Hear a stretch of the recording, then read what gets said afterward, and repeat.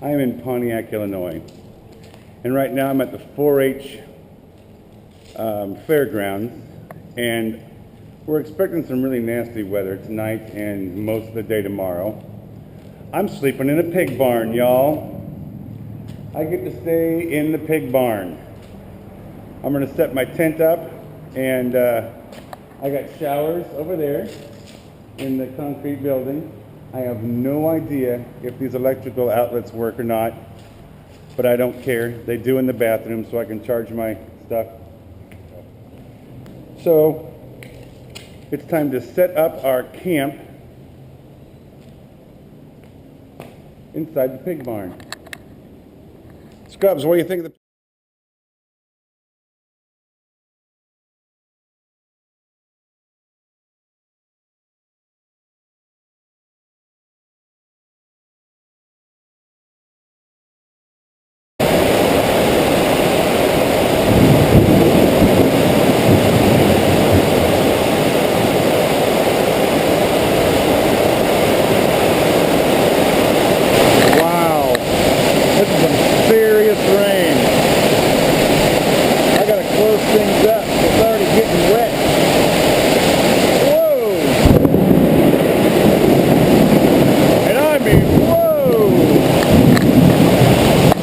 We're gonna go check out the playground, walk around a little bit.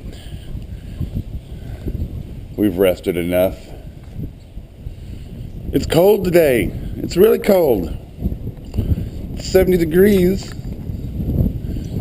And check out this freaking slide. Oh, that just looks like a bad idea. I wonder if I can get Scrubs to come up with me. Come on. Come here. Come behind. Let's go.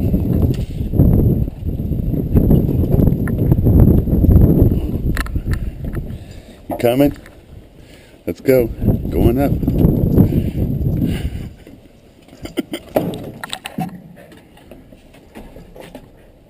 Okay. Here we go. Come on. Come on.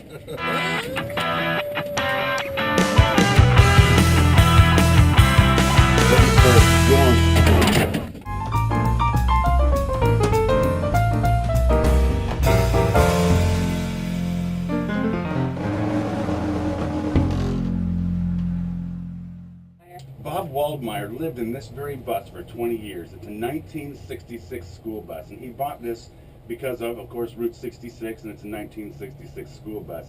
He did all of this work himself, converted it into this wonderful piece of artwork. In 2007, this was donated to the Pontiac Museum here on Route 66 in Pontiac, Illinois. And I believe this is one of the best kept secrets so far of Route 66. We've seen the blue whale, we've seen the Cadillacs, we've seen the place where you eat a 72-ounce steak, and if you eat it's free. We've seen all kinds of Route 66 things, but this is actually probably my most favorite so far. So if you guys are traveling Route 66, plan on spending at least an extra day in Pontiac. You will not be sorry. You got 4 museums here. They're all free. They take donations. Everyone, that I have PTSD so bad that I have to have a service dog with me. She's with me 24/7. But what I'm trying to say is it's not a weakness to ask for that help. You know, you've been through a traumatic experience. I just bicycled all the way to Pontiac, Illinois from San Diego. I'm not weak. But yet I do have service-related PTSD, and the more I talk about it, the easier it is for me to get through. I left the house only to go to the VA hospital Friday at noon. Besides that, I would stay in my bedroom. And if I was having some really bad problems, I would actually sit in a Jeep in the parking lot of my house, because I could see all the way around me with the doors up, windows up, just cracked a little bit, because I smoked 2 packs of cigarettes a day, and the smoke coming barreling out of there was just horrible. All my neighbors knew what was this. I had this panic attacks that I just could not explain. When this first happened, I thought I was losing my mind. I thought maybe I had schizophrenia. I thought maybe I had multiple personalities. I'm like, I don't understand what's going on. But it took 20 years for this to manifest into what I was experiencing. The first 20 years I became a truck driver, so I just toured our nation's highways and got to be away from everyone and just did my thing. And I would be with people, you know, here and there, but for the most part, I was in my truck 24/7. And once I had some back injury problems, then I couldn't do that anymore. I became a wildlife photographer. But once I was diagnosed in 2010 with post-traumatic stress disorder at the VA hospital, all the people I grew up with at my church and everything, they go, oh, that so makes sense now. We now understand what's going on with Tom, because I used to be involved in everything. And then once I got out of the military, it just kind of disappeared.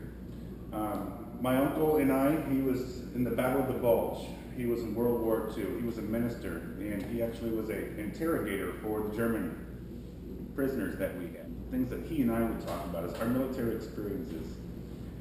But we never talked about it with anyone else. I never talked about it with my family, my wife. He never talked about it with his. We had this connection, my uncle and I. And then when he passed away in 2010, I got the honor of doing his funeral, and I presented the flag. Well, that's also what I did the last year of my military service. I was in Hampton Roads, that whole area, doing funeral detail. And at the time, it was an honor, but it was also a very hard thing to deal with. And that was the day that I believed my cup was full. And instead of just being by myself and being a wildlife photographer and truck driver, I started having a lot more nightmares, a lot more problems within about a month and a half after that funeral. And things just kind of collapsed around me. And that's when I started hiding in my room. I had no idea what was going on. Bicycling has become my medicine. After 20 miles, the endorphins are just insane. They just don't mix with PTSD, and I feel really, really good. And you get to burn that energy. So what I'm going to be doing is I'm going to be taking, hopefully with my sponsors, I'll be taking veterans across country, maybe doing the Katy Trail. We're beating this with exercise and with exposure therapy and talking and just reaching out to all the veterans going, hey, we have it. Look, there's 10 of us. We're riding across the United States. This is not weak. Talk about it. Don't take your own life. You know, there's a lot more out there because I've been there. Hello to everybody, and we are now on our way to Chicago, to Bartlett, Illinois, to speak at Emmanuel Church. And thanks for all your help and all your support so far on our trip, and we'll talk to you soon. Peace out.